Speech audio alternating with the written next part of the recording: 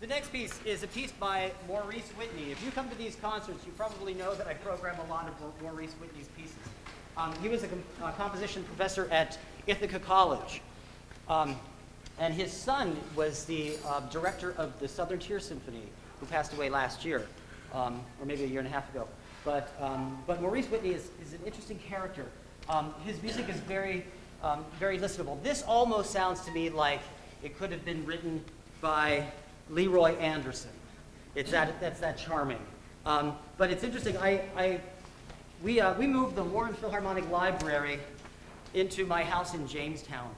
And so I have file cabinets after file cabinets all over my house. I have the Niagara Symphony Library in my house, because I bought their library when they went belly up years ago. And I also have the Chautauqua Regional Youth Symphony Library in my house. And now I have the Warren Philharmonic Library in my house. So I was telling Mark Silvis, we did a radio interview a couple days ago, I was telling Mark about how I could get involved in looking at music all night long. And then pretty soon it's like, oh, it's 2 o'clock in the morning, no, you know. So, but this is one of these finds. I was going through the Warren Philharmonic Library, and I found this piece called Toy Train, and I was like, what is this? So I'm looking at it and going, this is sweet, you know. And so, so that's how I spent a lot of time in those library rooms, you know.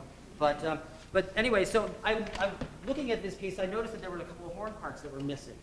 So I thought, how better to find out, because this is out of print. You can't buy this music anymore. So, it's hard to come by. So I actually got in touch with Maurice Whitney's daughter, who lives in Florida. Her name is Dale. And she was in town a couple of years ago and played one of my cellos for a concert. She didn't want to fly with her own cello. So I met her, and I know her. So I asked her about this, and she said that she never even, and she has his entire library at her house, except for this piece. She didn't know this existed, you know.